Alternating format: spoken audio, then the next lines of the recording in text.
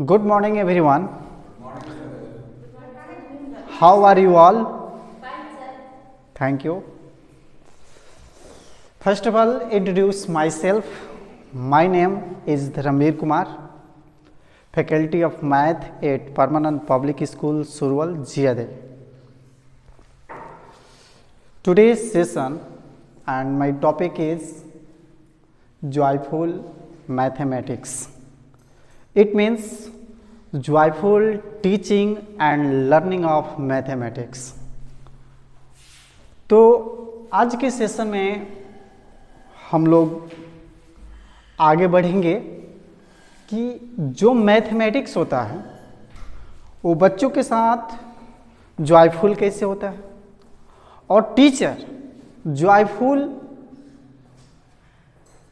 बच्चे के साथ मैथ को कैसे पढ़ा सकता है, टीचिंग करा सकता है और कैसे ये मैथमेटिक्स को जॉयफुल बनाया जा सकता है।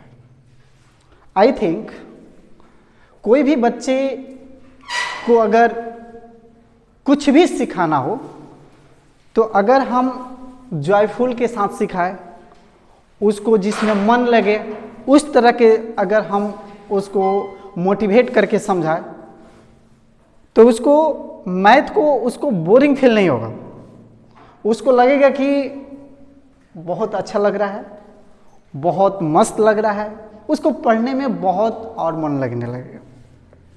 तो आज का जो टॉपिक है जॉयफुल मैथमेटिक्स तो है, लेकिन इसी से related joyful teaching and learning mathematics. तो टीचिंग कैसे बनाएं, हम कैसे पढ़ाएं बच्चों को कि वो जॉयफुल हो जाए और बच्चे की क्या मतलब बच्चे के अकॉर्डिंग किस तरह हम मैथ को जॉयफुल कर सकते हैं, इसके बारे में यानी हम लोग जानेंगे।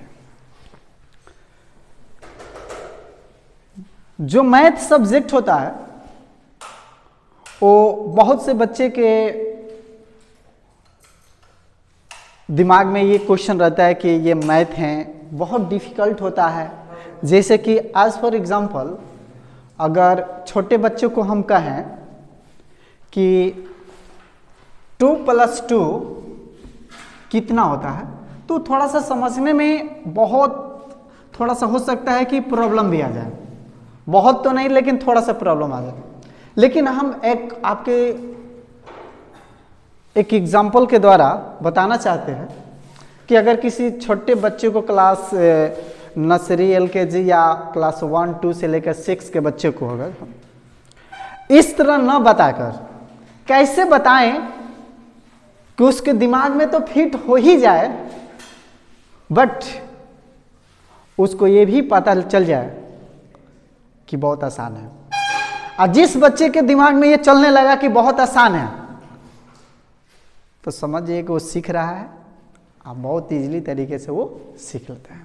जिससे देखिए हम अगर जो टीचिंग का बात है जॉयफुल कैसे हम बच्चे के लिए कर सकते हैं, एक एग्जांपल के द्वारा आपको समझा।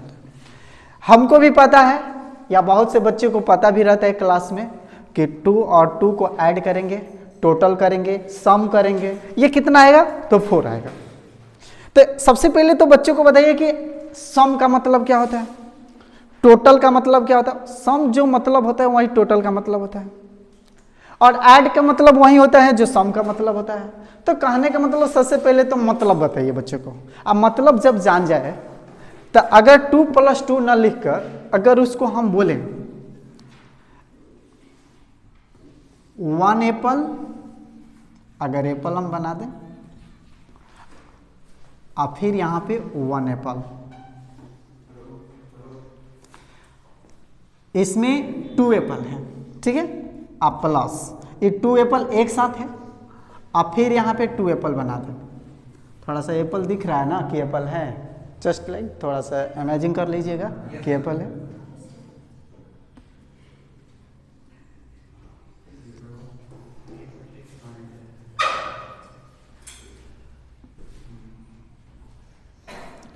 अब इस तरह के अगर हम बच्चे से बोले कि 2 एप्पल ये हैं और 2 एप्पल ये हैं, तो 2 तो पहले से है 1 और 1, ये 2 पहले से हैं तो 1 1 मिल के 2 हो गया। तो इसे एक्यूरेट अगर 1 ही, अगर 2 एक साथ है तो 2 ही लिए, और फिर भी ये इसे क्या लिए, अगर ये भी 2 है।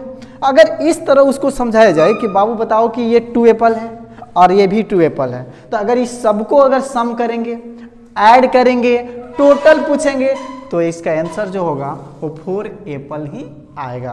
तो इस तरह के बच्चों को थोड़ा सा मानसिक विकास होता है, जिससे बच्चे के थोड़ा सा सोचने की क्षमता बढ़ता है। अब थोड़ा सा एक बात और बताते हैं, इसमें क्या होता है कि बच्चों को मैथ में सबसे ज़्यादा मानसिक विकास होता है, और बच्चे के लिए यूजफुल जो होता है सबसे ज़्यादा मैथ होता है। देखिए कैसे, जैसे कि अगर कुछ अदर सब्जेक्ट हम लें, जैसे कि साइंस ले लें, SST ले लें, तो उसमें बच्चों के पास आप उसका क्वेश्चन का आंसर लिखवा देते हैं, या कोई भी, हम भी मान लीजिए एक बच्चे के पास क्वेश्चन का आंसर लिखवा दिए और बता दिए कि ये आंसर है, याद कर लो।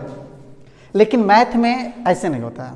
मैथ में हम उसको बता दिए कि 2 + 2, एक क्वेश्चन बता दिए 4 होता है, तो तुम खुद से बनाओ कि 2 + 3 कितना होता है। तो इसमें हमने आंसर नहीं बताया, बच्चे का खुद दिमाग काम करेगा कि यहाँ पे 2 एप्पल और 2 एप्पल 4 हो गया, तो 2 एप्पल और 3 एप्पल कितना होगा। तो बच्चे जब दिमाग रिजल्ट लाएगा तो यहाँ पे वो 5 लिखेगा। आज जैसे वो 5 लिखेगा ना, तो कोई भी चीज़ होता है ना, जब या तो आप चैलेंज लगाइए, या कोई रेस जीतिए, या किसी प्रकार की आप ऐसा कोई काम कर दीजिए जिसमें आपको टारगेट हो कि ये काम करना है, तो उसमें थोड़ा सा अलग तरह के फीलिंग आता है कि क्या मैंने ये कर दिया। तो जब बच्चे को बता दीजिए कि इसका आंसर बिल्कुल सही है, बच्चे का मन बिल्कुल खुश हो जाएगा, उसका एकदम मनोबल बढ़ जाएगा। वो इतना, मतलब मैथ में इतना वो चाहने लगेगा कि हम क्यों ना और मैथ बनाए। कब? जब उसको ये सॉल्व करने आएगा तब। अब देखिए, अगर ये हम सिखा दिए तो बच्चों को ये भी दे सकते हैं, 2 + 4 = कितना होता है, तो फिर बता देगा सर 6 होता है, और उसका मनोबल बढ़ गया। तो ऐसे कहने का मतलब कि बच्चों को हमने आंसर नहीं बताया, सिर्फ क्वेश्चन दिया है, तो यहाँ पे वो सोचेगा कि आखिर इसका आंसर होगा क्या। तो अगर वो सोचेगा तो कहीं नहीं कहीं उसका दिमाग लगाना पड़ेगा, बिना दिमाग के कोई सोचता नहीं है, तो इसलिए उसका दिमाग और बढ़ सकता है। अब टीचर को कैसे पढ़ाना चाहिए और जॉयफुल करके मैथमेटिक्स को और एक एग्जाम्पल के द्वारा समझेंगे, और स्टूडेंट के साथ कैसे एक्टिविटी होना चाहिए ये भी हम समझेंगे। तो सबसे पहले जानते हैं कि जो जॉयफुल होता है उसमें बहुत तरह की एक्टिविटी होता है। जैसे हम किसी बच्चों को कहे कि ट्रायंगल होता है, ट्रायंगल होता है, अब उसको बच्चों को हम बोल दिए ट्रायंगल होता है, तो बच्चा बहुत कम समझ पाएगा।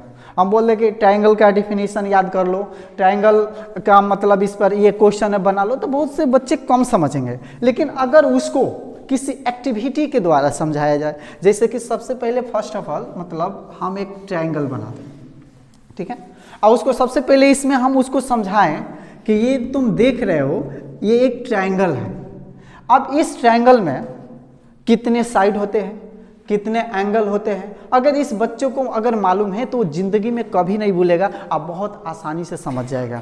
अब देखिए, एक एज फॉर एग्जांपल, जैसे कि हम एग्जांपल देंगे, अगर हम कहें किसी बच्चों को, एक साइड ले लेते हैं इस साइड, अगर हम किसी बच्चों को कहें कि कोई एक ट्रायंगल है जिसका एक साइड AB जो है वो 5 cm है, और मान लीजिए कि साइड AB का भी वैल्यू नहीं दिया हो, अगर ऐसे ही कह दे कि 1 साइड 5 cm है और सेकेंड साइड 2 cm है और थर्ड साइड जो है 4 cm है, अगर बता दिया जाए और कह दिया जाए इसका पेरीमीटर निकालो या कुछ भी निकालो, तो बहुत डिफिकल्ट लगता है। वो पता नहीं कहेगा कि सर कैसे निकलेगा, क्या निकलेगा। तो सबसे पहले तो उसको समझाइए एक्टिविटी करके कि बोर्ड पे क्या होता है। तो उसको सबसे पहले क्या किया जाए कि सबसे पहले तो ट्रायंगल में 3 साइड होता है। अब बाबू जो साइड का नाम है वो क्या होता है, जैसे कि एक AB हो गया, यहाँ पे ये जो AB साइड दिख रहा है एक AB साइड हो गया, सेकेंड जो साइड है वो BC, यहाँ पे एक BC साइड हो गया, और जो थर्ड साइड है वो AC, यहाँ पे AC हो गया। यानी हमने लिखा है यहाँ पे 3 साइड। अब ये 3 साइड लिखे, अब किसी बच्चे को ये बताएंगे इसमें कितने साइड होते हैं तो तुरंत बता देगा। ऐसे अगर मौखिक हम बता दिए कि 3 साइड होते हैं, याद कर लो, आज याद रहेगा उसको, कल याद रहेगा, लेकिन अगर जिंदगी में उसको ये फिगर याद रहे ना, अगर ये चित्र याद रहे उसको, तो वो कभी भी बता देगा। अब सेकेंड बात कि अगर हम कह दें उसको कि ये 2 cm है ये भी 2 cm है और ये भी 2 cm है। ट्रायंगल में जो तीनों साइड हैं उसमें तीनों 2 cm है। अब पेरीमीटर उसको समझाइए कि होता क्या है। तो पेरीमीटर का मतलब होता है कि बाबू ये साइड सबको सम कर दो, ये जितना साइड है ना इसको सम कर दो, उसी को पेरीमीटर बोला जाता है। अब हम क्या किए, उसको कह दिए बताओ ए बी कितना है 2, तो ए बी कर दो, प्लस सेकेंड साइड कितना है तो बी सी, इसका नाम लिख दो सबसे पहले, और थर्ड साइड जो है वो ए सी, सबसे पहले नाम लिख दिए। अब नाम लिखने के बाद इसमें जो वैल्यू दिया है अगर इसमें हम रख दें जैसे 2 + 2 + 2 तो ये हो जाएगा 6, यानी किसी का भी पेरीमीटर जब निकालेंगे हम तो उसे सम कर देंगे तो वो हो सकता है। अब चलते हैं कि अगर पढ़ाते समय कोई बच्चा नहीं समझ पाता है, ठीक है, अगर पढ़ाते समय कोई बच्चा नहीं समझ पाता है, ठीक है, तो अगर कोई टीचर है, अगर किसी भी टॉपिक को इंजॉयफुल करना है, जैसे कि क्यों ना एक छोटा बच्चा हो, क्यों ना 10th क्लास के बच्चे हो या 12th क्लास के बच्चे हो, तो उसको आप कोई भी सब्जेक्ट भी हो उसको जॉयफुल एंजॉय ले सकते हो उसमें। जैसे कि माना जाता है कि क्लास मान लीजिए सपोजेट 1 से जो 5 के बच्चे होते हैं, अगर उनको न अगर आप एक्टिविटी के द्वारा और न ही आप अगर फिगर चित्र के द्वारा अगर नहीं समझाएंगे तो बहुत कम समझ पाते हैं। एक दिन ऐसा हुआ कि हम 3 क्लास में गए थे और 3 क्लास के बच्चे को हम कुछ मतलब इसी तरह के एडिशन बता रहे थे, या सपोजेट मान लीजिए कि एडिशन किसी प्रकार के बता रहे थे। तो एडिशन बताते समय अगर उन लोगों को हम 84 आप +22 बोल रहे थे तो बहुत से बच्चे कंफ्यूज हो जाते थे कि सर आपने क्या कहा, कैसे बनेगा। उन लोगों को एडिशन थोड़ा सा मान लीजिए मुश्किल था, अगर सपोजेट कुछ बच्चे को, बहुत से बच्चे बना देते थे, लेकिन अगर इस तरह लिखने में उसको थोड़ा सा बहुत से बच्चे को कन्फ्यूजन हो जाते थे, सर ये क्या लिया, ये इसी एडिशन को हमने ऐसा दिया 84 और 22, तो आप नहीं विश्वास कीजिएगा बहुत बच्चे बना दिया सब। बोले यार क्या बात है, बच्चे के साथ लॉजिक क्या है, ताकि अगर यही खुद एडिशन है उसको ऐसे दिए तो नहीं बना पा रहा है कुछ बच्चे, अगर उसी बच्चे को अगर ऐसे एडिशन दिए तो नहीं बना पा रहा है और ऐसे देने पर बना दे रहा है, आखिर लॉजिक क्या है इसके पीछे।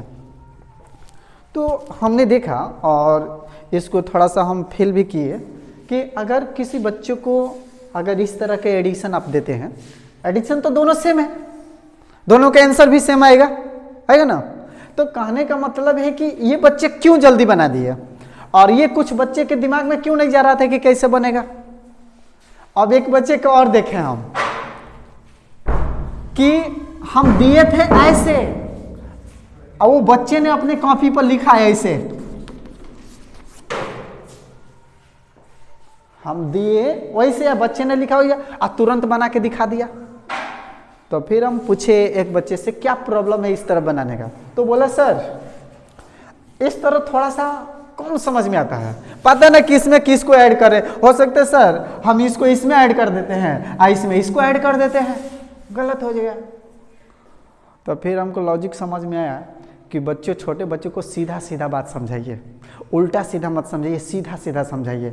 जैसे कि अगर ये 4 है तो इसके जस्ट फ्रंट साइड पे 2 है और दोनों को ऐड करेंगे तो यहाँ पे 6 होगा, और यहाँ पे 8 हैं और इसके जस्ट फ्रंट में मतलब इसके सामने ही 2 है और इसको ऐड करेंगे तो ये 10 होगा और ये बन गया। अब बच्चों को ये समझ में इसमें नहीं आ रहा था कि सर इसके साथ ये ऐड करेंगे कि इसके साथ ये करेंगे, तो बहुत से बच्चे कंफ्यूज हो जाते हैं। तो कहने का मतलब है कि अगर बच्चे को, छोटे बच्चे के साथ एंजॉयफुल अगर आप करना चाहते हैं, जॉयफुल अगर मैथमेटिक्स पढ़ाना चाहते हैं, तो आप सबसे पहले तो बच्चा बनना पड़ेगा, उसको समझाना पड़ेगा कि बाबू इसको इसमें ही ऐड किया जाएगा, अगर इसको इसमें ऐड नहीं किया जाएगा। अब कुछ चलते हैं कि जो टीचर होते हैं, जैसे कि अगर हम क्लास में इंटर करते हैं तो इससे क्या क्या बच्चों को फ़ायदे हो सकते हैं और कौन कौन से ऐसे इम्पोर्टेंट बात है जो बच्चों को इसके लिए ज़रूरी है, तो उसको देखते हैं। जो जो इम्पोर्टेंट बातें हैं जॉयफुल टीचिंग बनाने के लिए, कि क्या क्या ऐसी बातें हैं जो बच्चे के लिए मैथ लगे कि बहुत आसान है, उसके लिए क्या क्या टीचर को करना पड़ेगा। चलिए सबसे पहला पॉइंट का हम बात करते हैं। सबसे पहला पॉइंट है कि इजी मेथड से पढ़ाइए। सबसे पहला point easy method. Easy method का मतलब होता है कि इतना आसान तरीका बताइए कि बच्चा को लगे कि ये बनाना इतना आसान है कि इसके हमको खेलना जितना आसान है। तो इजी मेथड क्या होता है, जैसे कोई भी चीज़ होता है दो तरह का होता है। एक उसी काम को अगर कीजिएगा तो बहुत हार्ड लगेगा, और उसी काम को अगर किसी इजी ट्रिक से कीजिएगा, इजी मेथड से कीजिएगा तो वो बहुत आसान लगेगा। जैसे एक एग्जांपल हम देना चाहते हैं, जैसे कि एक दिन का बात है कि मान लीजिए कि आपको बहुत से वेट हो ज़्यादा, अगर कोई एक बॉक्स ही हो और इसमें सपोज इट मान लीजिए कि 500 kg इसमें वेट हो, ठीक है। अब किसी बच्चे से पूछे कि बाबू इसको अकेले माने सिंगल किसी स्टूडेंट को इसको यहाँ से इस प्लेस को इसको चेंज करना है, मतलब यहाँ है और इसको यहाँ पे कर देना है, मतलब इस जगह पे है और इस जगह पे कर देना है। तो देखिए अगर बच्चा अगर कोशिश करे कि इसको उठाकर, जैसे अगर मान लीजिए कि इसमें 2 पहिए लगा देते हैं, क्योंकि अगर पहिए नहीं लगाएंगे तो थोड़ा अलग मैटर हो जाएगा। अगर 2 पहिए लगा देते हैं, अगर किसी बच्चे को कहें कि इसको यहाँ पे रख देना है, अब कुछ बचा गया, इसको उठाने का कोशिश करने लगा, कहा कि इसे उठाकर वहाँ पे रख देंगे। बहुत कोशिश किया उठाने को, लेकिन उठ नहीं पाया और न ही उसको जा पाया। अब कुछ एक बच्चा ऐसा आया, वो भी कोशिश किया, क्लास के एक सब बच्चे आए और ट्राई किए आकि हम उठाकर यहाँ पे रख दिए। फिर टीचर गए, क्या हुआ? तो सर देखिए ना ये यहाँ पे है, यहाँ पे नहीं है। हम बताते हैं ना इजी ट्रिक, बहुत सिंपल है उसे उठा कर रखना। तो बोला सर कैसे? तो जानते हो क्या करो, फोर्स लगाओ, इधर से बल लगाओ, आराम से आप यहाँ पे ला सकते हो। बोला क्या बात है सर, आपने तो इतना आसान कर दिया सर, इसको हम उतने टाइम से उठा के यहाँ पे रख रहे थे, आपने तो इतना आसान कर दिया, क्या बताए। तो अगर बच्चों को ये अगर कोई कह दे कि इसको उठा के रखिए तो बहुत डिफिकल्ट हो जाए काम। वर्क तो वही हुआ, वर्क जो करना था यहाँ से यहाँ पहुँचाना था तो ठीक है, लेकिन करने का जो डायरेक्शन है, वर्क जो फोर्स लगाने का डायरेक्शन वो गलत था। अब इसको उठा कर रखना काफ़ी मुश्किल होता है। अब कोई बच्चा आया, इसको धक्का दिया, इसमें पहिए हैं, यहाँ पे चला है। तो बहुत आसान से किसी भी चीज़ को अगर समझाना हो तो इजी मेथड से समझाइए, बच्चा बहुत जल्दी समझ जाएगा। अब चलते पॉइंट नंबर 2 पे कि टीचर को कौन सा और कोई क्या मेथड है यूज करना चाहिए जो बच्चों के लिए सीखने के लिए बहुत आसान हो। सेकेंड जो मेथड है उसको थोड़ा सा हम बताएंगे एक एक्टिविटी के द्वारा और एक एग्जाम्पल के द्वारा। जैसे कि अगर कोई भी टीचर क्लास में पढ़ा रहे हैं, क्यों ना हम हुए या कोई भी टीचर हुए, अगर पढ़ा रहे हैं बच्चों के साथ, तो बच्चों के साथ कनेक्शन एकदम ज़रूरी है। क्योंकि कुछ बच्चे अगर क्लास में बैठे हैं तो वो क्या कर रहे हैं क्लास में बैठकर हमको भी मालूम है, ठीक है। जैसे कि मान लीजिए कि हम मैथ पढ़ा रहे हैं और कुछ बच्चे बैठे हैं हमसे कनेक्ट नहीं है, हम पढ़ा रहे हैं बोर्ड पर, वो देख रहे हैं कहीं और, हो सकता है बुक में ना देख कर कहीं क्लास से बाहर देख रहे हैं, या हो सकता है कि हम मैथ पढ़ा रहे हैं साइंस का फेयर करो। बहुत से हम बच्चों को ऐसे देखे हैं, मैथ पढ़ा रहे हैं, हम साइंस वाला सर कह के गए हैं ना कि आज फेयर कंप्लीट नहीं हुआ तो देख लीजिएगा। अब उसको हो गया टेंशन, अब मैथ इधर पढ़ा रहे हैं अब उधर साइंस का फेयर बना रहे हैं। हम गए उसको उठा दिए, क्या हुआ जी? सर फेयर कंप्लीट करना है। फेयर कंप्लीट करना है तो ठीक है, फेयर कंप्लीट करना, लेकिन जो हम पढ़ा रहे हैं वो तुम देख रहे हो, हम क्या बोले अभी बताओ तो? नहीं सर फिर एक बार बता दीजिए। हम बोलेंगे फिर एक बार बता दे। अब ठीक है एक बार बता देते हैं, लेकिन फिर तू गलती जो किया वो गलती फिर से मत करना। बोला ठीक है, हम बता दें। फिर बताए उसको कि जो बोर्ड पे हम बता रहे हैं, जैसे एज फॉर एग्जांपल कुछ बच्चों को हम एक बार ऐसा हुआ कि इसको लिख दिए और लिखकर कुछ बच्चे ध्यान नहीं दे रहे बोर्ड पर, हम लिख दिया, बता भी दिए कि a + b the whole square लिखे हैं, a² + b² + 2ab लिखे हैं, लेकिन वो बच्चा सुना नहीं, उसका ध्यान दूसरे तरफ था। और जब हम बोले कि कौन कौन इस क्वेश्चन को समझ लिया, तो वो बच्चे बोले कि सब बोले कि हम समझ लिया। हम बोले कि इसे पढ़ के बताओ तो क्या लिखा है। अब वो पढ़ ही नहीं रहा है, क्योंकि हमको पता है कि उसका ध्यान यहाँ पे नहीं था। तो सबसे सेकेंड इंपॉर्टेंट बात है कि अगर हम बोर्ड पे पढ़ा रहे हैं, कोई बच्चा अगर पढ़ रहा है तो उसका ध्यान मेरे तरफ है कि नहीं है, ये बहुत इंपॉर्टेंट रखता है। और बच्चे अगर एक बार गलती करे तो ठीक है, एक बार गलती करे तो अगर उसके पास में कोई एक लड़का ऐसा हो पढ़ने वाला जो उससे थोड़ा सा तेज हो पढ़ने में, वो उसको समझा दे या मोटिवेट कर दे कि हम भी पढ़े तुम भी पढ़ो। अब इसी बात से लेकर एक हमें थोड़ा सा एक बात याद आ गया, जो आप लोगों से हम बताना चाह रहे हैं। आप लोगों ने खरगोश और कछुए वाली कहानी सुने होंगे, खरगोश और कछुआ। बहुत से लोग जानते भी होंगे, आप बहुत से बच्चे भी जानते होंगे। एक कछुआ था और एक खरगोश था, दोनों में रेस लगा। कछुआ बेचारा धीरे धीरे चलता था और खरगोश बहुत तेज भागता था। और खरगोश जो था काफी चतुर और चालाक था।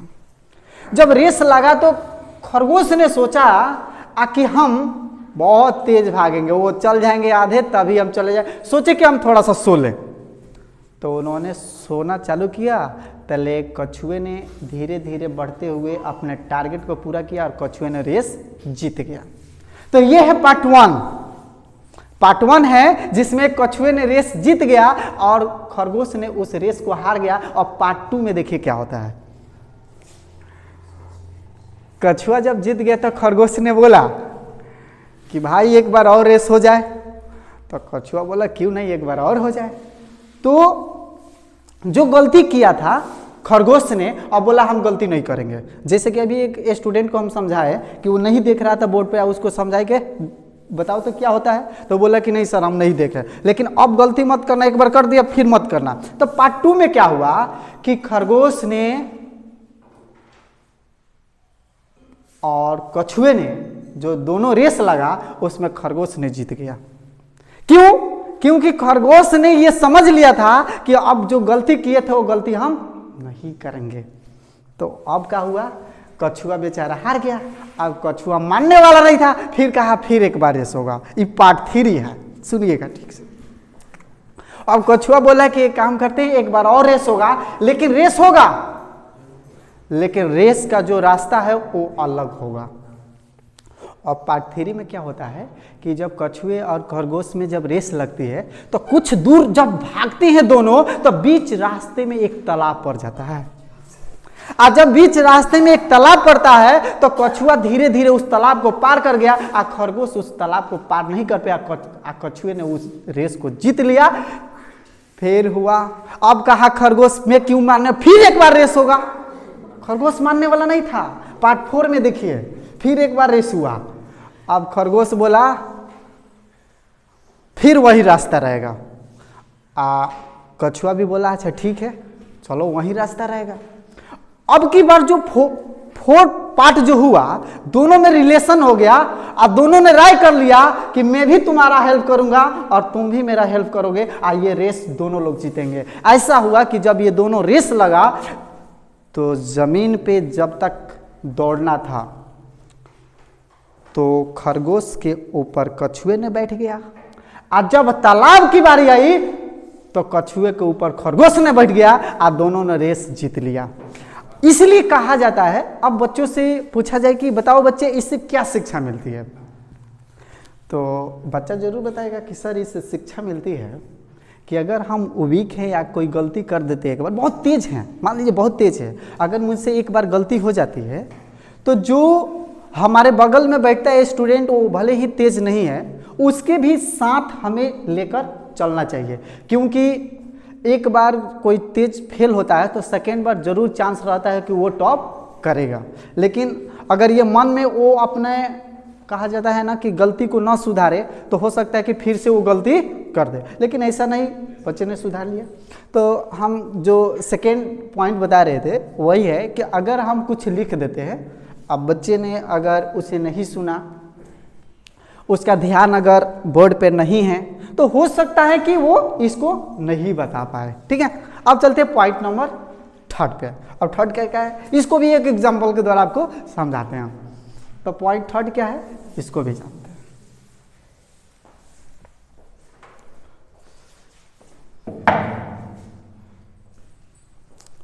पॉइंट 3 जो है फर्स्ट और सेकेंड से काफी ज्यादा इंपॉर्टेंट है और काफी ज्यादा पावरफुल है। चलिए इसको देखते हैं कि पार्ट जो पॉइंट 3 है इसमें क्या टीचर के पास होना चाहिए क्वालिटी, और टीचर बच्चों को कैसे समझाए कि क्या करें कि बच्चों उससे मोटिवेट हो और इन्जॉय करें मैथ सब्जेक्ट में। तो सबसे बड़ा क्वालिटी क्या होना चाहिए ये हम बताने जा रहे हैं। फर्स्ट ऑफ ऑल हम ये बताएंगे कि अगर कोई टीचर, हम या कोई भी हो, क्यों ना वो 10 ईयर्स से पढ़ाते हो, क्यों ना 20 ईयर्स से पढ़ाते हो, वो मायने नहीं रखता है। अगर कोई टीचर 10 ईयर्स से पढ़ा रहे हैं, 10 सालों से पढ़ा रहे हैं, या वही टीचर अगर 20 सालों से पढ़ा रहे हैं, तो मायने ये नहीं रखता कि आप कितने साल से पढ़ा रहे हैं। मायने ये रखता है कि पढ़ाने का स्टाइल क्या है, पढ़ाने का तरीका क्या है, बोलने का तरीका क्या है, बच्चे से कनेक्ट होने का तरीका क्या है। जैसे कि एक हमारे इंग्लिश टीचर हैं, वो जैसे पढ़ाते हैं तो बच्चे सब इतना जल्दी समझ जाते हैं कि मैं क्या बताऊं। जैसे कि हमने एक बार क्लास में गए, बोले बाबू बताओ तो टेंस पढ़ लिया सर बोले सर वो तो सर बोर्ड पर पढ़ाए ना, तभी से हमको याद है। अच्छा यार गजब, मानना पड़ेगा। यानी कहने का मतलब है कि सर का पढ़ाने का जो स्टाइल है वो बोर्ड पर बताया, बच्चा सबको मालूम हो गया। क्या बात है। तो कोई भी टीचर है, अगर वो 10 साल, क्यों ना वो 1 साल से पढ़ाते हो, अगर बोलने का तरीका सही हो, बच्चों को समझाने का तरीका सही हो, तो बच्चा तुरंत समझ जाता है। और कुछ बच्चे जो होते हैं ना, बोर्ड पे लिखा हुआ कॉपी पर भी नोट नहीं करते हैं। कुछ बच्चे होते हैं क्योंकि उसको मालूम हो गया कि मुझे ये पता है, हम इसे बना देंगे, सॉल्व कर देंगे। मैथ में भी कितने बार होता है कि कुछ बच्चे होते हैं, जैसे हम मैथ में सॉल्यूशन कर दिए, 1-2 मिनट लगा, खूब मेहनत किया, बोर्ड पे बना दिए। अब कुछ बच्चे हैं 1-2, सर बन जाएगा, हम नोट नहीं करेंगे, है कर लो, तो नहीं सर बन जाएगा, ठीक है कर लेंगे। तो उसके पास सोचने की क्षमता, उसके पास जो टीचर पढ़ाए उसे समझाने का तरीका, उसको पसंद आया, वो समझ गया, इसलिए वो नोट नहीं करता। हो सकता है उसका मजबूरी भी हो नोट नहीं करना, जैसे कि कुछ बच्चे का पेन चलाने में भी कुछ मजबूरी होता है। तो कुछ बच्चे, अब ये नहीं हम कहते हैं कि 100% वही बच्चे होते हैं, ठीक है, तो उसमें थोड़ा अदरवाइज भी हो सकते हैं। अब चलिए हम बताते हैं नेशनल एजुकेशन जो पॉलिसी है 2022, ये बच्चों के पढ़ाई को कैसे इजी कर दिया और कितना आसान कर दिया। चलिए इसको समझते हैं, थोड़ा सा आते हैं इस टॉपिक पे और इसको थोड़ा सा समझते हैं। Every student will take a fun course during that gives a survey and the hands-on the experience of the important such a electric work, metal work and making etc. as the decided by the states and the local communities and the by local skilling needs.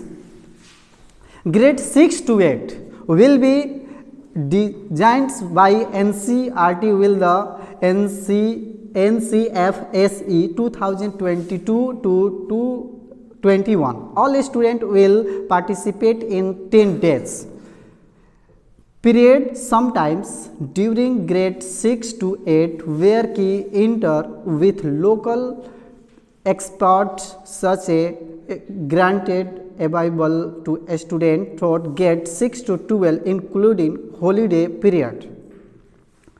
Knowledge of India will include knowledge from ancient India and the to modern India in the success, यानी थोड़ा सा इसके बारे में, national education जो policy है ये जब से लगा है या हमारे देशों में जब से ये यूज हो रहा है, या मतलब जब से आया है, और ये अगर अच्छे तरह से काम करने लगे या सब बच्चे पे या स्कूलों कॉलेजों में अप्लाई होने लगे, तो इससे काफ़ी बच्चे को मतलब इससे प्रभावित होंगे। क्योंकि आइए होना भी चाहिए कि जो पहले से हम लोग का एजुकेशन सिस्टम आ रहा है कि बच्चा 1 से लेकर 10 ले पढ़ेगा, 10 के बाद 12th करेगा, 12th के बाद ग्रेजुएशन करेगा, ये बहुत फंडा बहुत ज़्यादा दिनों से आते आ रहा है। इसमें चेंजिंग करना काफ़ी आवश्यक है, क्योंकि अगर चेंजिंग नहीं किया जाए तो कहने का मतलब कि कुछ में अगर परिवर्तन ना किया जाए तो बच्चे में परिवर्तन नहीं रहेगा, जो पहले से था वहीं परिवर्तन वहीं रहेगा।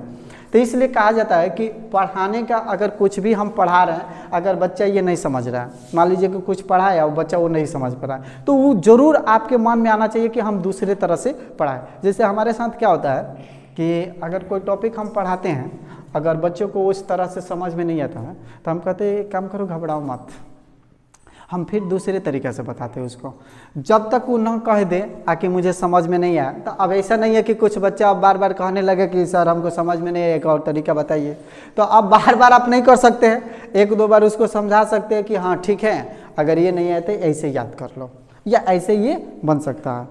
तो जो नेशनल एजुकेशन जो पॉलिसी है 2022 में आया, तो ये हमको देखने के अनुसार या सभी को लगता है कि इससे कुछ न कुछ बच्चे पर बहुत कुछ परिवर्तन होगा और कुछ चेंजिंग होगा पढ़ाई में।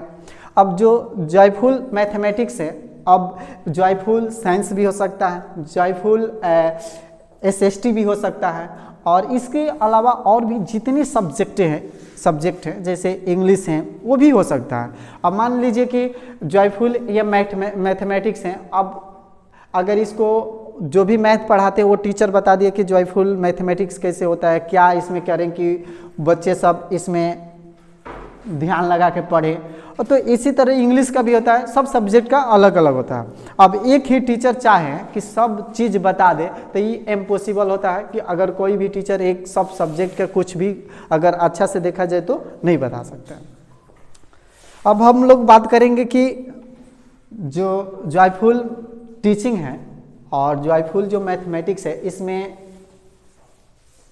बच्चे के साथ जो सिखाया जाता है वो आगे चलकर बच्चे पर क्या प्रभाव दिखेगा, आने वाले समय में जो डिजिटल इंडिया होने वाला है उस पर बच्चे के क्या परिवर्तन हो जाएंगे।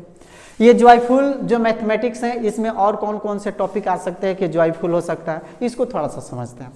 तो देखिए, आज के समय में जो डिजिटल इंडिया हो गया है, आज के समय में सबसे ज़्यादा हम देख रहे हैं तो वीडियो के द्वारा, वीडियोज़ के द्वारा सबसे बच्चे इंजॉयफुल ले रहे हैं। अगर हम कहेंगे कि ऑफलाइन एक काम करो बाबू आगे पढ़ो ना मैथ, वो कहेंगे सर आप ऑनलाइन भी पढ़ाते हैं क्या? हाँ बाबू ऑनलाइन भी पढ़ाते हैं। सर क्या आए हम ऑनलाइन में मोबाइल से पढ़ लेंगे? तो इस टाइम इलेक्ट्रॉनिक जो भी जैसे कि स्मार्टफोन आ गया है, तो इस मैथमेटिक्स को क्या किया, ऑल सब्जेक्ट को इंजॉयफुल कर दिया है। जैसे कि हम इस बोर्ड पे, ब्लैक बोर्ड पे अगर हम पढ़ा रहे हैं, मान लीजिए ग्रीन बोर्ड पे अगर पढ़ा रहे हैं हम, तो जिस तरह मोबाइल में जो चीज़ हम दिखा के फोटोग्राफर या चित्र दिखाकर बता सकते हैं, वो इस बोर्ड पे नहीं बता सकते हैं। हमने ये डिजिटल इंडिया मतलब डिजिटल इलेक्ट्रॉनिक चीज़ें आकर इसको पहले से जॉयफुल तो टीचर करते ही थे, इसे और जॉयफुल बना दिया है। जैसे कि किसी भी अगर टॉपिक को हम 3D के द्वारा दिखा सकते हैं, जिसे इससे बच्चे को क्या होगा, थोड़ा सा और इसमें इंजॉय बढ़ेगा। जैसे कि अगर पहले नहीं था डिजिटल और आज हैं, उसमें क्या फ़र्क है। अब मान लीजिए कि कोई टीचर बोर्ड पे पढ़ा रहे हैं, अब बोर्ड पे पढ़ा रहे हैं, पढ़ाते पढ़ाते समय में मैथ में अगर मान लीजिए एक क्यूब होता है, थोड़ा सा देखिए इसको बता देते हैं।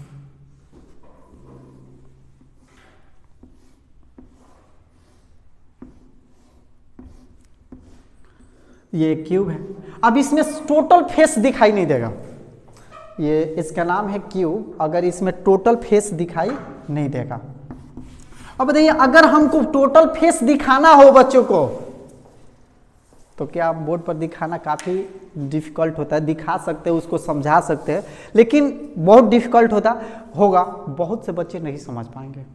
लेकिन यहीं अगर हम डिजिटल के द्वारा वीडियोज़ में स्मार्टफोन के द्वारा हम चाहे तो इसे डिजिटली उसको काउंट करा सकते हैं और दिखा सकते हैं कि इसमें इतना फेस होता है और ये होता है। सपोज जस्ट लाइक अगर इस बोर्ड को देखा जाए, अगर ये ग्रीन जो बोर्ड है अगर आपको बताया हम, तो इसमें जो फेस दिखाई दे रहा है इसका बैक साइड का फेस दिखाई नहीं दे रहा है। लेकिन मैं कहता हूं कि अगर स्मार्टफोन हो तो उसमें सब दिखाई दे देगा, और डिजिटली उसमें पलट भी दीजिएगा कि ऐसे ये होता है, उसके अंदर की बातें भी जान जाएंगे कि इसमें इतना ये हो सकता है। तो पहले जो जॉयफुल मैथमेटिक्स टीचर बनाते थे, आज के ज़माने में हम देख रहे हैं सबसे ज़्यादा जो पॉपुलर है आज के समय में तो यूट्यूब है। जैसे कि बच्चा अगर कोई भी कंसेप्ट समझ में उसको नहीं आता है, जैसे अगर मान लीजिए कोई टीचर समझाए और उसको समझ में नहीं आए तो सबसे पहले जाके वो सर्च करेगा उस पर। गूगल भी आता है उसमें, सबसे तो बेस्ट जो है वो गूगल है। अब गूगल जो होता है अब उसमें यूट्यूब के ही वो रिलेटेड है, दोनों उसी का वो फंक्शन है। तो कोई बच्चे का मान लीजिए कोई टीचर एक टॉपिक बताता है तो समझदार बच्चा क्या करता है, अगर मान लीजिए वो समझ में उसको नहीं आए, घर पर जाएगा, अपना स्मार्टफोन खोलेगा और उस पर सर्च मारेगा वो टॉपिक, और उसको इतना आसान लैंग्वेज में उसको डिजिटल के द्वारा समझा दिया जाएगा कि उसके दिमाग में वो एकदम फिट हो जाएगा। तो इसमें डिजिटल आने से काफ़ी ज़्यादा परिवर्तन हुआ, ज़्यादा यूजफुल हुआ और ज़्यादा जॉयफुल भी हो गया मैथमेटिक्स। अब देखिए मैथमेटिक्स जो होता है कि अगर जॉयफुल करना है तो बहुत बड़े जो बच्चे हैं जैसे कि 10th 11th 12th में, उनके लिए बहुत वो समझदार होते हैं, उनके लिए जॉयफुल करना बस कॉन्सेप्ट समझ में आना चाहिए। जैसे कि अगर कोई भी हम पढ़ा रहे हैं, जैसे कि अगर ट्रिग्नोमेट्री का कोई क्वेश्चन ले लें, अगर मान लीजिए कि जो 11th 12th के बच्चे पढ़ते हैं, अगर उसको पढ़ाना हो कि 10 इनवर्स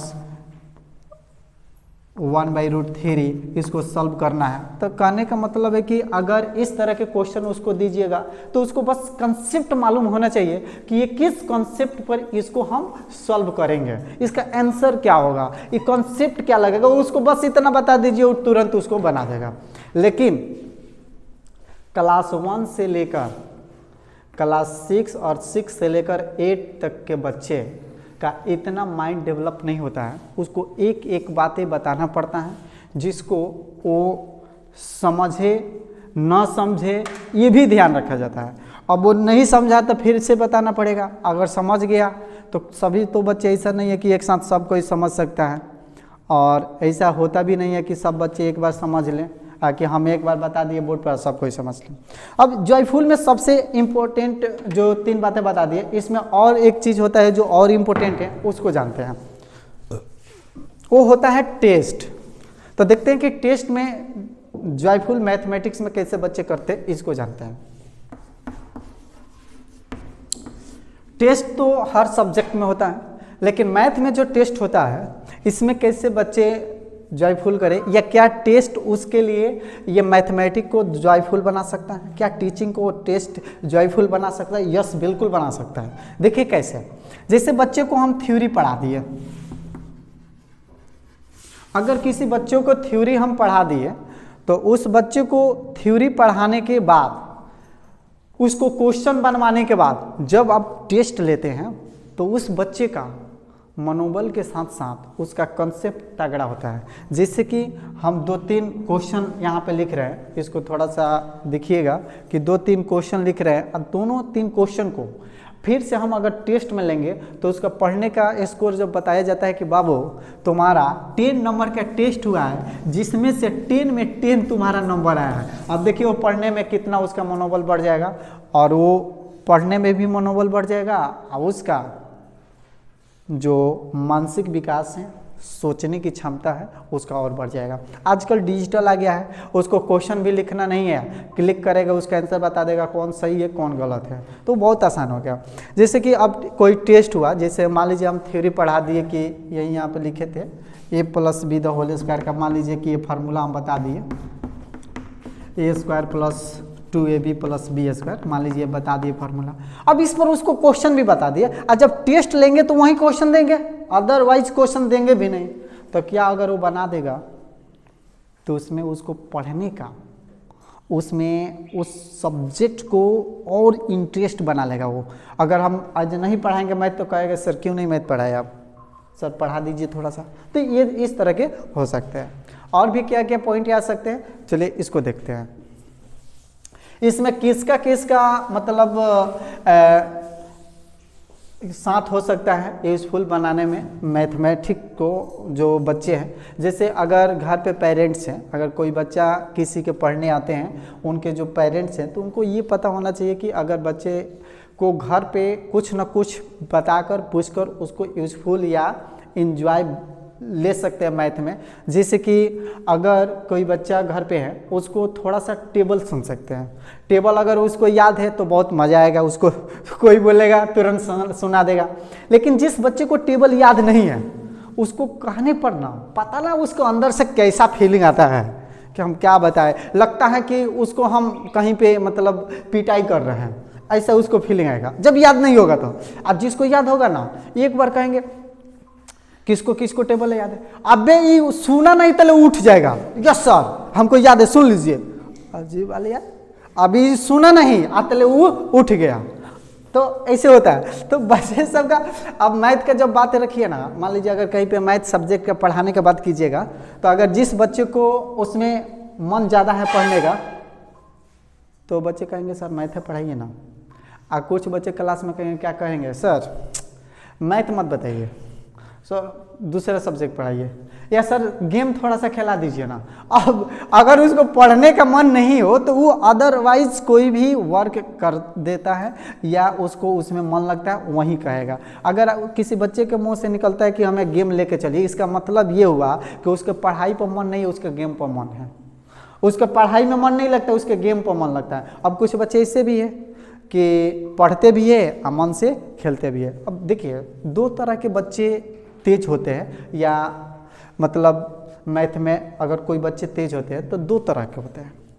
एक तेज उसको बोला जाता है कि उसके साथ जो बच्चे हैं ना, उसके साथ वो खेलेगा, और जैसे वो घर पहुंचेगा वो पढ़ाई चालू कर देगा, अपना पढ़ लेगा। और उसके साथ जब रहेगा तो कहेगा खेलो ना, हम भी खेलते हैं तुम भी खेलो, खेलेगा और वो जाके अपना पढ़ लिया। और उसके साथ जो रहेगा नहीं पढ़ने वाला, वो कहेगा कि तो नहीं पढ़ता है, मेरे साथ खेलता है तभी इतना तेज है, तो हम काहे के पढ़े। तो उसका तो ऐसा ही खराब है स्थिति। और क्या होगा, दिन पर दिन उसका स्थिति खराब है। एक ऐसे बच्चे होते हैं जो तेजी भी होते हैं, और वो ऐसे समझदार होते हैं कि अगर उसके साथी या उसके दोस्त अगर वो तेज नहीं है, उसको अगर नहीं आता है, तो उसमें उसका हेल्प कर देते हैं, बता देते हैं कि तुमको नहीं आता है हमसे पूछ लो, तुम कितना देर पढ़ते हो, इतना पढ़ते हो, हम और ज़्यादा पढ़ते, तुम और ज़्यादा पढ़ो। तो कुछ ही बच्चे ऐसे हैं जो बता देते हैं।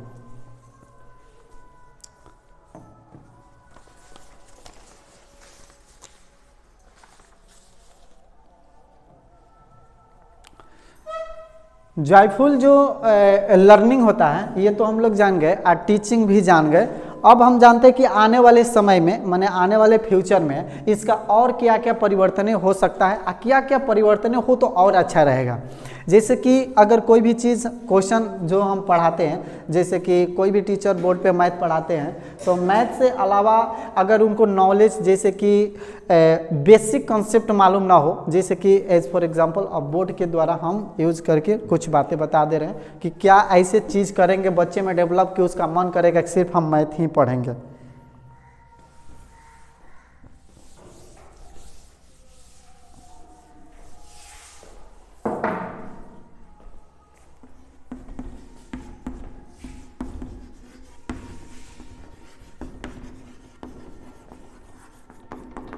जैसे कि एक बेसिक मैथ होता है, बेसिक।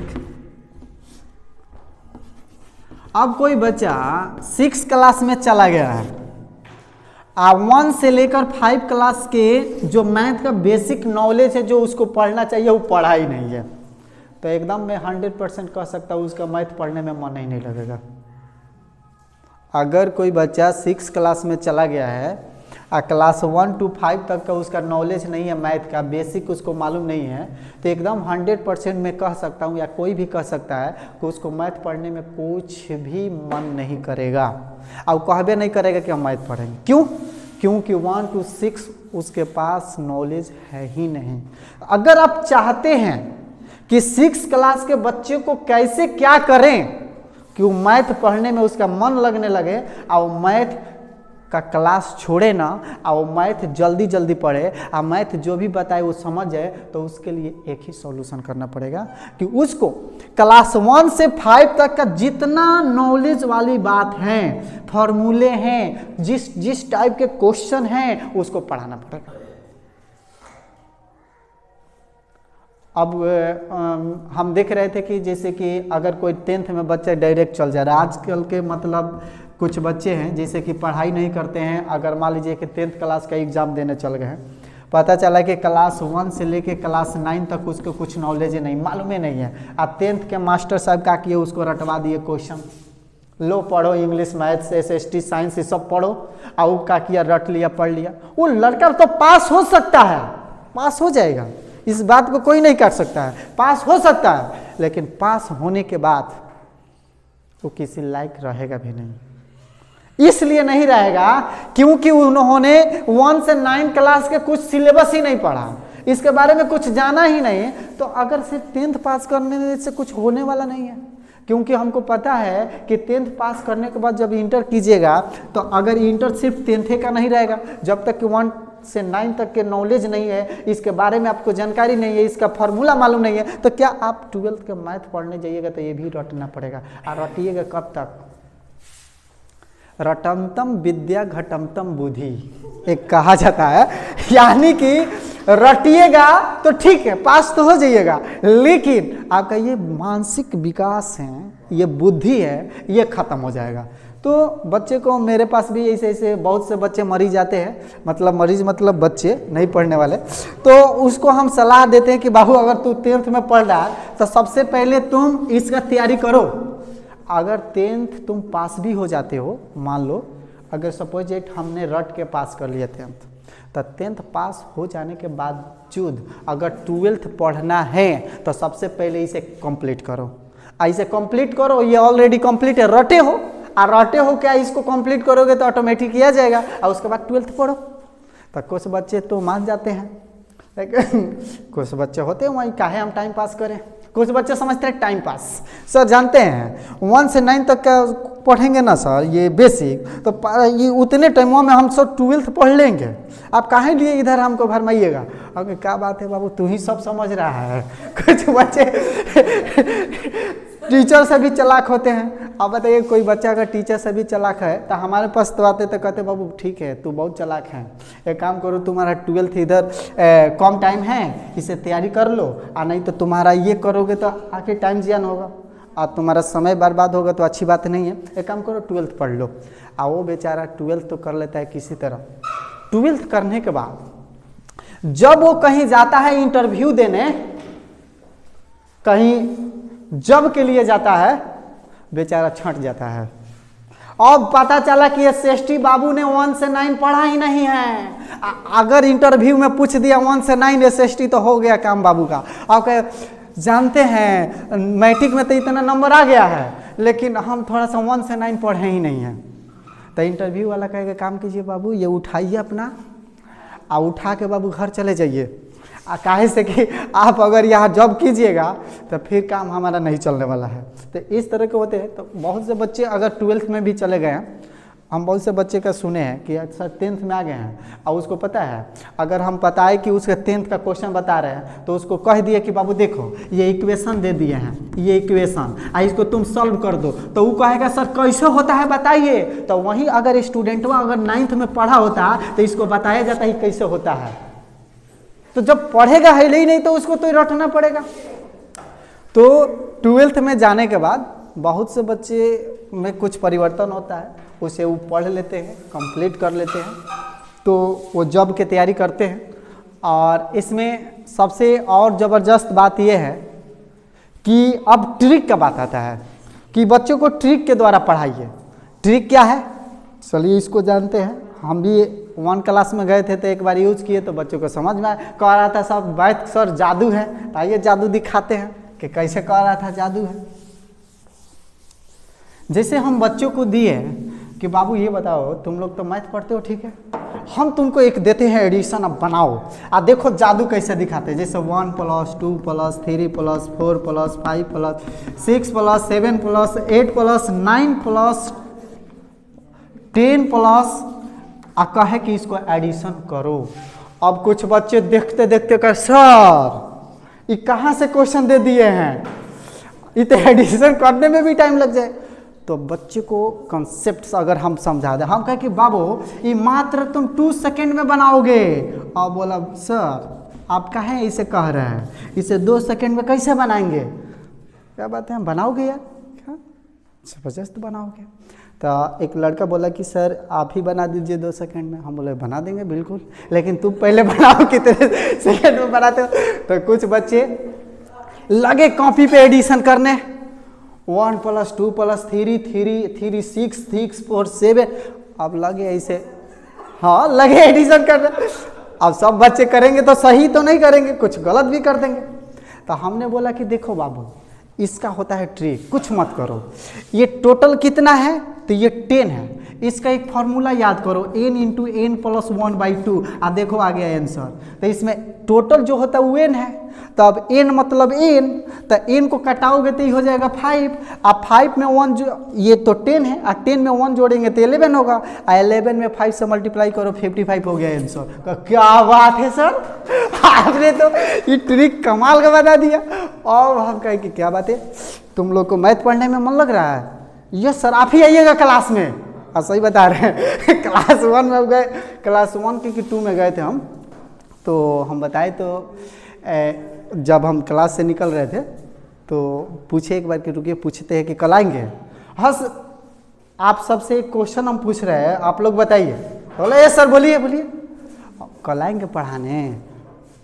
अब उसमें किसी का आवाज़ नहीं निकल रहा था कि मत आइएगा सर, आइएगा एकदम आइएगा सर और रोज आइएगा, ठीक है। तो बच्चे सब का कहने का मतलब है कि अगर बड़े क्वेश्चन को अगर एकदम स्लो, अगर एकदम कम टाइम में, अगर एकदम ट्रिकली कुछ बताया जाए तो बच्चे बहुत जल्दी समझ पाते हैं, और उसे जब समझ लेंगे ना तो समझिए कि आप कुछ पढ़ाते रहिए वो पढ़ते रहेंगे, कुछ भी का मतलब सिलेबस, ठीक है।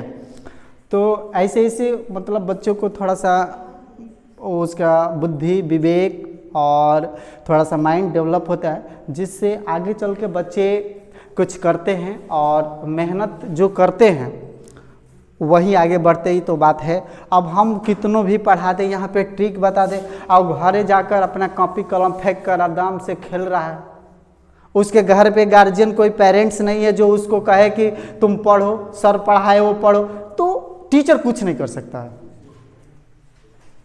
अगर जिस बच्चे के मम्मी पापा अगर उसका घर का होमवर्क चेक ना करे, अगर टीचर पढ़ा दे, अच्छा बताइए कि अगर हम मैथ ही पढ़ाएं, रोज़ अगर मैथ ही पढ़ा रहे हैं, अगर डेली होमवर्क देते हैं, अब बच्चा अगर वो भी होमवर्क घर से करके नहीं लाएगा तो पता है दिन प्रतिदिन उसका मनोबल गिरते जाएगा। अब किसी दिन टेस्ट लेंगे ना, अगर होमवर्क को नहीं बनाता है, किसी दिन टेस्ट लेंगे, उसका स्कोर आ गया, मान लो सपोज डेट मान लीजिए कि 10 में 2 नंबर आ गया, तो बहुत से बच्चे का होता है, मान लीजिए 10 नंबर का टेस्ट लिया जिसमें से 2 नंबर उसका आ गया, अब उसका मनोबल और गिर जाए, वो दिमाग में बैठा लगा कि हमको नहीं आता है। और जो स्टूडेंट जिस दिन अपने दिमाग में बैठा लिया कि हमको नहीं आता है ना, तो वो आगे बढ़ने के सिवा पीछे बढ़ने लगता है। पीछे का मतलब कि और वीक होते जाता है, और दिन प्रतिदिन वो वीक होते जाता है, और वीक होने का रीज़न है कि फिर उसे मोटिवेट कोई करने वाला मिले तो आगे बढ़ता है, और नहीं तो समझ लिए कि उनका मतलब अब पढ़ नहीं सकते हैं, कुछ प्रॉब्लम है। अब कोई ऐसे टीचर आते हैं किसी बच्चे को ऐसा कुछ बात बोल देते हैं, समझा देते हैं कि उसको दिल में लग जाता है, और कल से पढ़ना चालू कर देते हैं। तो बहुत से बच्चे नहीं हैं, कुछ बच्चे तो अभी सुनेंगे क्लास में, और जैसे गेट से निकलेंगे उसे निकाल के फेंक देंगे, और घर पे जाएंगे एकदम फ्रेश हो जाएंगे, और फिर दूसरे बार आएंगे दूसरे दिन क्लास में तो सर कुछ बोले थे क्या तो टीचर बोलेंगे हाँ बोले थे बाबू, लेकिन बात ऐसा है कि अब फिर किसी दिन बोलेंगे, तो फिर आज नया सुन लो। तो जैसे हम अगर कोचिंग में जाते हैं पढ़ाने, या हम जो भी संस्था में जैसे कि अगर ट्यूशन पढ़ाते हैं या किसी बच्चे आते हैं मेरे पास पढ़ने, तो पढ़ाते तो कम है लेकिन मोटिवेट ज़्यादा करते हैं। जैसे कि अगर मोटिवेट करके आप 2 मिनट पढ़ाइएगा तो लगेगा कि उसको कि हम बहुत पढ़ लिए हैं। आप बिना मोटिवेट किए हुए बोर्ड पे आप 10 क्वेश्चन बता दीजिए उसको, इतना उसको बोरिंग लगेगा कि क्या बताए। उसको लगेगा कि कहीं से पहाड़ उठाकर हमारे सिर पर रख दिया गया, अब इसको हटाना है किसी तरह, अब कैसे हटाए कोई दिमाग नहीं चल रहा है, तो बहुत डिफिकल्ट हो जाता है। ठीक है, तो आज का ये जो टॉपिक था जॉयफुल मैथमेटिक्स एंड टीचिंग, जो मैथमेटिक्स था काफ़ी इम्पोर्टेंट टॉपिक है और इससे बहुत से बच्चे के लाइफ में कुछ परिवर्तन होंगे। और क्योंकि ये जो बेसिक मैथ जो होता है, बच्चे अगर जो नहीं जानते हैं उनको काफ़ी प्रॉब्लम होता है। तो एक बात और हम बताना चाहते हैं जो भूल ही रहे हैं, चलिए बता देते हैं, टाइम है तो। वो बात क्या है उसको हम बता रहे हैं।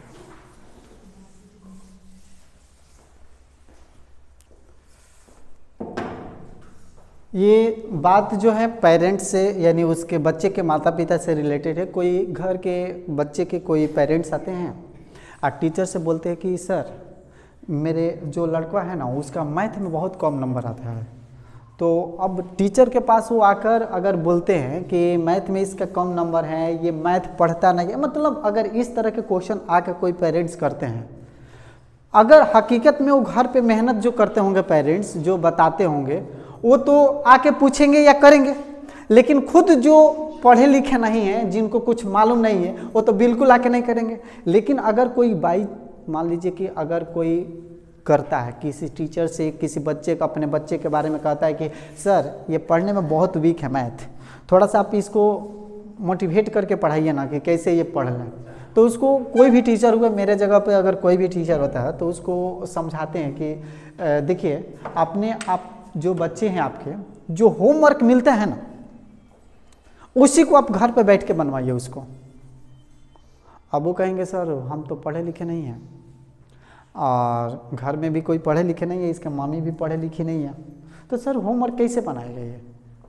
तो वहाँ पे देखिए टीचर की गलती 100% कहीं भी नहीं होता है। अब कोई पेरेंट्स पढ़े लिखे नहीं है, उसके घर पे कोई पढ़े लिखे नहीं, अब तो टीचर क्लास में सब होमवर्क बना के नहीं न देंगे, लाओ होमवर्क बैठो हम बना देते हैं तुम जाओ घर, तो ऐसे कभी हो जाता है। अब एक गार्जियन आए, अब बोले कि सर जानते हैं हमारे लड़का आपके पास पढ़ता है 2 साल से, हाँ हमारे बच्चे आपके पास 2 साल से पढ़ता है, अब 10th में चला गया है, लेकिन उसको हम देखते हैं कि कोई पढ़ने बैठता ही नहीं है। तो हम बोले कि देखिए उसमें 2 क्वालिटी होगा, या तो वो खूब पढ़ने में तेज होगा, हम क्लास में पढ़ाते हैं वो तुरंत पढ़ के समझ गया, या तो वो कुछ अलग सोचता होगा। तो वो बोले कि क्या अलग सोचता है, तो हम बता देंगे आपको किसी दिन, अगर जिस दिन उसमें वो पास हो जाएगा। तो फिर बोले कि आप बता दीजिए, आज ही बता दीजिए। तो फिर हमें नहीं कहना चाहिए, लेकिन कहना पड़ा उसको, उनको जिनके माता पिता थे, जिस बच्चे को कहे कि देखिए आपके बच्चा गलत ट्रैक पर चल रहा है, जैसे पढ़ाई का ट्रैक ये है और वो मोबाइल चला रहा है दिन रात, तो वो कैसे पढ़ेगा।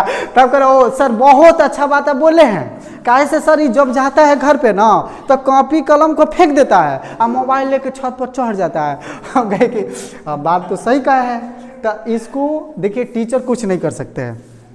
ऐसे कंप्लेन अगर किस टीचर के पास आता है, तो अगर आप घर पे टीचर जाके थोड़ी कहेगा कि वो मोबाइल मत चलाओ। तो हम देखते हैं कि बहुत से बच्चे मोबाइल तो चलाते हैं, लेकिन उससे पढ़ाई के बाद गेम खेलते हैं या अदरवाइज रील वोल देखते हैं, वो पढ़ाई करने के बाद देखते हैं। लेकिन कुछ बच्चे ऐसे हैं जिनके हाथ में जब मोबाइल मिल गया, पढ़ाई का चीज़ होता है उनको मालूम ही नहीं है, उनको बस ये मालूम है कि मोबाइल क्या चीज़ होता है। मतलब कि पढ़ाई क्या चीज़ होता है नहीं मालूम है, लेकिन ये जरूर मालूम है कि मोबाइल क्या चीज़ होता है। व्हाट्सअप कैसे चलता है पूछिए, किसी बच्चे छोटा बच्चे से पूछिए व्हाट्सअप कैसे चलता है, तुरंत खोल देगा। यूट्यूब कैसे चलता है, तुरंत खोल देगा। बाबू फोन कैसे लगता है, तुरंत फोन लगा देगा। बोलो उससे कि 2+2 कैसे होता है, तो कहेगा जानते हो पापा सर नहीं बताए हैं। रियली है, पापा सर नहीं बताए हैं कि 2+2 कैसे होता है। तो भाई हम नहीं कहेंगे कि ये टीचर की गलती है। अब वही माँ बाप कहे बच्चों से आके ये काम करो, तू जो गेम खेलता है वो मत खेलो, तो 2+2 जानो कि कितना होता है। अब 2+2 5 भी होता है, तो अब गलती कोई तो बताएगा नहीं कि 2+2 5 होता है। लेकिन जब वो पढ़ेगा वो जानेगा, तो अगर मोबाइल में सर्च करेगा 2+2 तो 5 थोड़ी आएगा, 4 ही आएगा। लेकिन अब उसके गांव में कोई किसी से पूछेगा तो वो बता भी देगा कि 5 होता है। लेकिन अगर उसके पास मोबाइल है तो अगर सही यूज़ करे तो ज़रूर से अच्छा मैसेज मिल सकता है कि वो सही कर रहा है। ठीक है, तो आज का ये जो टॉपिक है, हम यहाँ जॉयफुल टीचिंग एंड लर्निंग जो मैथमेटिक्स है, ये आज का टॉपिक, इसको आज हमने बताया। That's all. ओके।